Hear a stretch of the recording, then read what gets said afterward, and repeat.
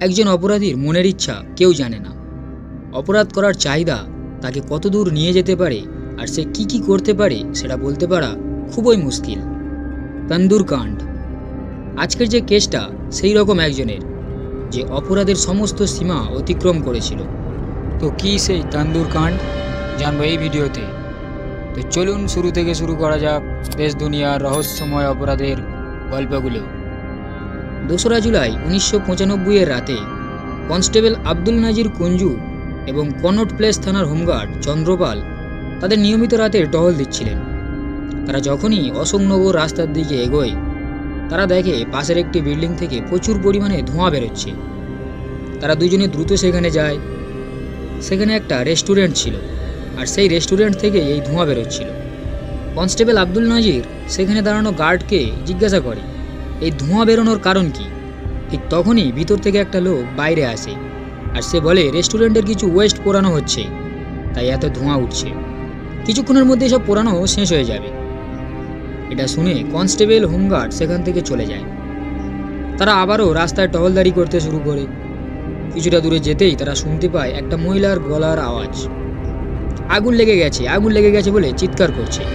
চিৎকার শুনে তারাও তড়িঘড়ি রেস্টুরেন্টের কাছে আবারও ফিরে যায়, আর সেখানে গিয়ে দেখে আগুনের শিখা রেস্টুরেন্ট থেকে বাইরে বেরিয়ে এসছে। তাড়াতাড়ি করে কনস্টেবল নাজির তাদের ব্যাকআপ টিমকে ডাকে আর ফায়ার ডিপার্টমেন্টেও ফোন করে। কনস্টেবল আর হোমগার্ড দরজা দিয়ে ভেতরে ঢোকার চেষ্টাও করে, যাতে তারা আগুনটা নেভানোর চেষ্টা করতে পারে, কিন্তু এই রেস্টুরেন্টের মেন গেটটা ভিতর থেকে বন্ধ ছিল। এরপর কুঞ্জু ও চন্দ্রপাল দেরি না করে ওই রেস্টুরেন্টের গার্ডের সাহায্য নিয়ে পাশের রেলিং টপকে দেওয়ালের ওপারে চলে যায়। সেখানে গিয়ে তারা দেখে দুজন ব্যক্তি তান্দুরকে হাওয়া দিচ্ছে, আর তাতে ঘি ও অন্যান্য কাগজপত্র দিচ্ছে। দুজনের মধ্যে একজন ছিল ওই রেস্টুরেন্টের ম্যানেজার কেশব, আর অন্য একজন যার সাথে কিছুক্ষণ আগে কনস্টেবল আর হোমগার্ড গেটের সামনে কথা বলেছিল, যার নাম ছিল সুশীল শর্মা। হোমগার্ড চন্দ্রপাল দূর থেকে দুজনকে জিজ্ঞাসা করে কি কাগজ এখানে পড়াচ্ছ, আর এতই বা আগুন জ্বলছে কেন। সুশীল শর্মা তাদেরকে বলে সে একজন পলিটিক্যাল লিডার, তাই পার্টির কিছু পুরাতন ডকুমেন্ট সে জ্বালাচ্ছে। সে পুলিশদেরকে এও বলে তারা যেন সেখান থেকে তড়িঘড়ি চলে যায়, তাদের পক্ষে এটাই ভালো। কিন্তু কনস্টেবল কুঞ্জুর নাকে সেই তান্দুর থেকে মাংস পোড়ানোর গন্ধ আসে। তখন তার সন্দেহটা খানিকটা বেড়ে যায়। তারা দুজনেই তান্দুরের কাছে যায়। প্রথমে তান্দুরে আগুনটাকে জল দিয়ে নিভিয়ে ফেলে। এরপর তারা যেটা দেখে সেটা দেখে তারা শিউরে ওঠে, তাদের গায়ে কাঁটা দিয়ে ওঠে, কারণ তন্দুরের বাইরে একটা মানুষের পা খানিকটা বেরিয়েছিল, আর তন্দুরের ভিতরে একটা মানুষের শরীর অর্ধ জ্বলন্ত অবস্থায় জ্বলছিল। জল ঢালার ফলে শরীরের উপর থেকে মাংসগুলো সরে গেছিল, যার ফলে প্রচুর দুর্গন্ধ বেরোচ্ছিল। ততক্ষণে পুলিশের ব্যাকআপ টিমও সেখানে পৌঁছে যায়। সুশীল শর্মা ততক্ষণে সেখান থেকে গায়েব হয়ে যায়, কিন্তু কেশব সেখানেই ছিল। পুলিশ ইমিডিয়েটলি কেশবকে গ্রেপ্তার করে নেয় আর থানায় নিয়ে আসে। পরের দিন সকাল, বাগিয়া বারবিকিউ রেস্টুরেন্টে একটা লাশ পাওয়ার খবর প্রতিটা নিউজ পেপারের হেডলাইন হয়ে যায়। সুশীল পালিয়েছিল, পুলিশ কেশবকে ইনভেস্টিগেট করছিল, কিন্তু কেশব পুলিশকে কিছুই বলছিল না।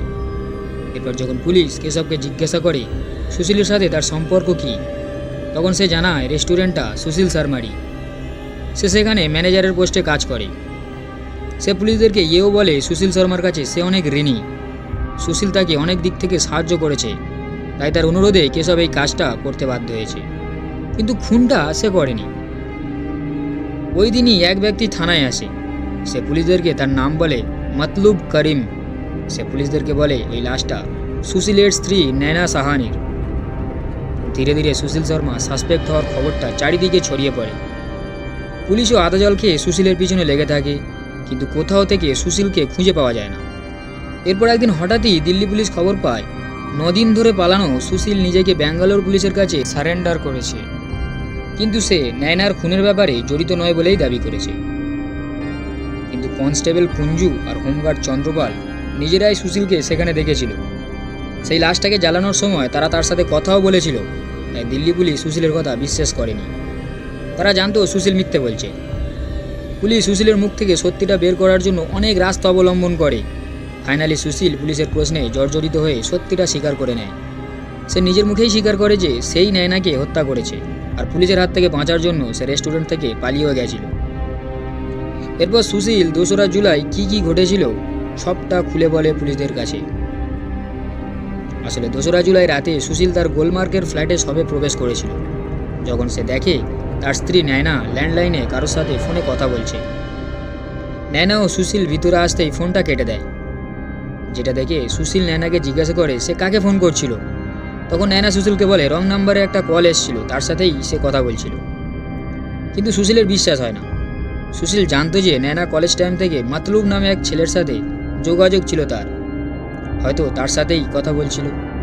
এরপর সুশীল ল্যান্ডলাইনের লাস্ট নম্বরটা রিডায়াল করে, যেই কলটা মাতলুব করিমই রিসিভ করে। সুশীলের সন্দেহটাও এবার সত্যি প্রমাণিত হচ্ছিল। সুশীল বুঝতে পারছিল মাতলুব করিমের সাথে নয়নার আবারও অ্যাফেয়ার শুরু হয়েছে। এই ঘটনায় সুশীল রেগে যায় আর সঙ্গে সঙ্গে নিজেদের বেডরুমে গিয়ে নয়নাকে প্রশ্ন করতে শুরু করে। আর ঠিক তখনই তাদের মধ্যে একটা ঝামেলা শুরু হয়। নয়নাও সুশীলকে বোঝানোর চেষ্টা করে মাতলুবের সাথে তার শুধুমাত্র বন্ধুত্বের সম্পর্ক, তাদের অন্য কোনো সম্পর্ক নেই। সুশীল তাদেরকে ভুল বুঝছে। কথায় কথায় ঝামেলা এতটাই বেড়ে যায় যে সুশীল নিজের ড্রয়ার থেকে একটা বন্দুক বার করে আর গুলি করে নয়নাকে হত্যা করে। সুশীল কিছুটা নেশাগ্রস্ত ছিল, তাই প্রথম গুলিটা না লাগলেও দ্বিতীয় গুলিটা নয়নার গলায় গিয়ে লাগে আর 3 নম্বর গুলিটা নয়নার বুকে গিয়ে লাগে। রাগের চোটে তো খুনটা হয়ে গেছিল, কিন্তু গুলি চলার পর তার রাগটা কমেই। সে হাওয়াও করে কাঁদতে শুরু করে। সে বুঝতে পারছিল না কি করে ফেলেছিল সে। তারপর নিজেকে খানিকটা সামলে নিয়ে সে লাশটাকে লুকানোর চেষ্টা করে, কারণ সে ছিল একটা পলিটিক্যাল লিডার, তার অনেক ফলোয়ার ছিল। তারা যদি জানতে পারে এই ঘটনাটা, তাহলে তার আর মুখ দেখানোর উপায় থাকবে না। আর এমনিতে পুলিশ যদি জানতে পারে এই খবরটা, তাহলে তাকে ফাঁসিতে ঝোলাবে। এই ভয়ে সুশীল নয়নার লাশটাকে প্রথমে তার গাড়িতে করে আইটিও ব্রিজের নিচে যমুনা নদীতে ফেলে দেওয়ার প্ল্যান করে। কিন্তু সে যখন সেখানে যায়, সে দেখে রাত 10টা বাজলেও আইটিও ব্রিজের উপর প্রচুর লোক ঘোরাঘুরি করছে। তাই সে এই প্ল্যানটা ক্যান্সেল করে নিজের রেস্টুরেন্টে চলে যায়। সেখানে তার তান্দুরে এই লাশটা জ্বালানোর কথা ভাবে। অ্যাকচুয়ালি তার তান্দুরের সাইজটা ছিল একটু বড় আকৃতির, সেখানে একটা লাশকে সহজেই জ্বালানো যেত। কিন্তু রেস্টুরেন্টে তখন প্রচুর লোক ছিল। সে তার ম্যানেজার কেশবকে পুরো রেস্টুরেন্ট খালি করতে বলে আর রেস্টুরেন্টটাকে বন্ধ করে দিতে বলে। কেশব সুশীলের কাছে অনেক দিক থেকেই ঋণী ছিল, তাই যখন সুশীল প্ল্যানটা বলে কেশবের কাছে, তখন সে আর বারণ করতে পারেনি। সেও এই লাশটাকে জ্বালানোর কথায় সম্মতি দেয় আর দুজন মিলে তান্দুরের মধ্যে জ্বালানোর চেষ্টা করে নয়নার সেই লাশটাকে। এই কেসটা শুধুমাত্র একটা এক্সট্রা ম্যারিটাল অ্যাফেয়ারের উপর সন্দেহ করে হয়নি। আসলে এই খুনের আসল কারণ ছিল সুশীলের ডমিনেটিং, ইনসিকিওর আর অ্যাগ্রেসিভ নেচারের জন্য। নয়না ও সুশীলের বিয়েটা 2 বছর হয়ে গেছিল, তার সত্ত্বেও সুশীল এই বিয়েটা অফিসিয়াল করতে চাইতো না। সুশীলের এই ডিসিশনে নয়না অনেকটা হার্ট হয়েছিল। সুশীল দুনিয়ার কাছে তো একজন শরীফ পলিটিশিয়ান ছিল, প্রতিদিন মন্দিরে যেত, কিন্তু ওই সুশীল প্রতিদিন রাতে মদ্যপ অবস্থায় নয়নাকে মারধর করত আর তাকে তার গোলমার্কের ফ্ল্যাটে লক করে রাখত। একদিন নয়নাও এইসব বিষয় থেকে বিরক্ত হয়ে সুশীলকে ছেড়ে চলে যাওয়ার কথা বলে। তখন সুশীলও নয়নার উপরে বন্দুক চালিয়ে দেয়। সে ইচ্ছা করেই মিসফায়ারিং করেছিল, যাতে নয়না ভয় পেয়ে এই ডিসিশন থেকে সরে যায়। এরপর একদিন নয়না জানতে পারে সুশীলেরও একটা অ্যাফেয়ার আছে। সে আর নিজেকে সামলে রাখতে পারে না। সে নিজেকে আরও একা আর অসহায় ভাবতে শুরু করে। নয়না এই বিবাহ থেকে মুক্তি পেতে চাইছিল, যার জন্য সে মাতলুবের সাহায্য নিতে চেয়েছিল। মাতলুব নয়না আর সুশীলকে কলেজ লাইফ থেকেই চিনত। তারা 3 জনেই কলেজ টাইম থেকেই পলিটিক্সের মধ্যে পা দিয়েছিল। কলেজ টাইম থেকে নয়না আর মাতলুব একে অপরকে ভালোবাসত, যেখানে নয়না আর সুশীল শুধুমাত্র বন্ধুই ছিল। নয়না আর মাতলুব একে অপরকে বিয়ে করতে চেয়েছিল, কিন্তু নয়না ছিল শিখ আর মাতলুব ছিল মুসলিম, তাই নয়নার ফ্যামিলি এই বিয়েতে সম্মতি দেয়নি। এরপরে মাতলুব নিজের ধর্মের একজনকে বিয়ে করে নেয়। মাতলুব আর নয়না ঠিক করে তারা ভালো বন্ধু হয়ে থাকবে। কিন্তু মাতলুবের বিয়ের ফলে নয়না ডিপ্রেশনে চলে যেতে শুরু করে। এই দুর্বল সময়ে সুশীল নয়নার হাত ছাড়েনি, সে তার পাশেই ছিল।